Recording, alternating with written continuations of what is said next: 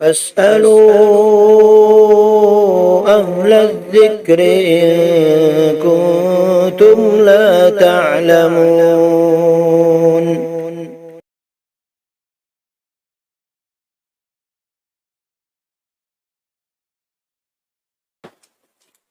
آج کا ایک اہم مسئلہ بیان کرنا مقصود ہے کہ اکثر و بیشتر لوگ پوچھتے رہتے ہیں کہ راستے میں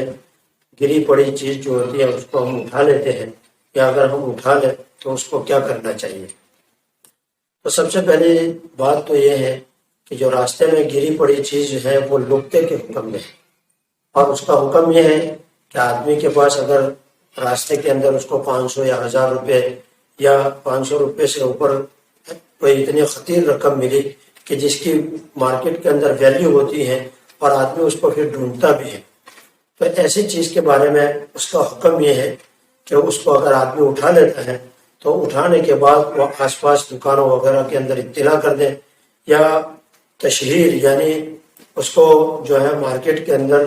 لوگوں کو بتانے کے لیے ایسی چیز کا استعمال کرے، جیسے آج کل سوشل میڈیا ہے، واٹس ایپ وغیرہ ہے، تو اس کے ذریعے اس کی اتنی تشہیر کرے، حتی الامکان جتنی بھی آدمی کی وسعت ہے اور جتنا آدمی اس کی تشہیر کر سکتا ہے اور اس کا اعلان کر سکتا ہے اتنا کرے، اور پھر اس کو جو ہے اس چیز کو اپنے پاس محفوظ رکھ لے اور آس پاس کے دکانداروں کو یا گھر والوں کو اطلاع کر دے کہ اگر کوئی آدمی اس چیز کو ڈھونڈتا ہوا ہے تو میرے پاس بھیج دے۔ تو یہ لقطہ کا حکم اس طرح ہے کہ آدمی اس کو اپنے پاس محفوظ کر لے، اور محفوظ کرنے کے بعد جو ہے، کیونکہ یہ چیز اٹھانے کے بعد وہ چیز جو ہے آدمی کے پاس بطور امانت ہوتی ہے اور اس کی حفاظت کرنا اس کے ذمہ فرض ہے، تو جتنا ہو سکے اس کی تشہیر کرے، اعلان کرے اور پھر اپنے پاس محفوظ کر لے۔ لیکن جب اس کے اتنی مدت ہو جائے کہ اتنی تشہیر کرنے کے بعد یا چیز ایسی ہے کہ اس کی کوئی ویلیو نہیں ہے، مطلب آدمی اس کو ڈھونڈتا بھی نہیں، اگر اتنی مقدار میں اگر وہ چیز ہے تو پھر جو ہے اس کا دوسرا راستہ یہ ہے کہ آدمی اس کو اس مالک کی طرف سے صدقہ دے، غریب آدمی کو صدقہ کر دے، مستحق کے زکوٰۃ آدمی کو اس کو صدقہ کر دے،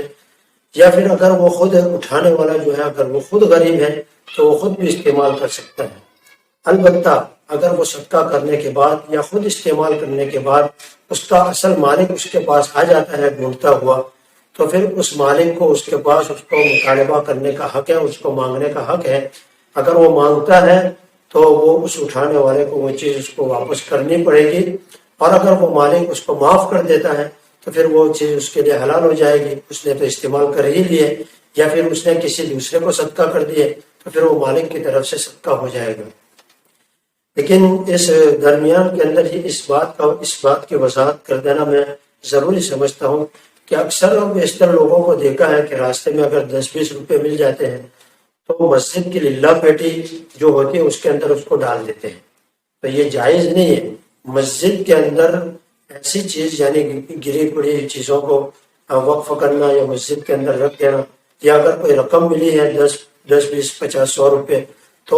ان پیسوں کو لوگ جو ہے مسجد کی للہ پیٹی کے اندر ڈال دیتے ہیں، تو یہ مسجد کی للہ پیٹی کے اندر اس کا ڈالنا جائز نہیں ہے۔ اس کا شرعی جو حکم بتایا گیا اسی کے اوپر عمل کرنا چاہیے۔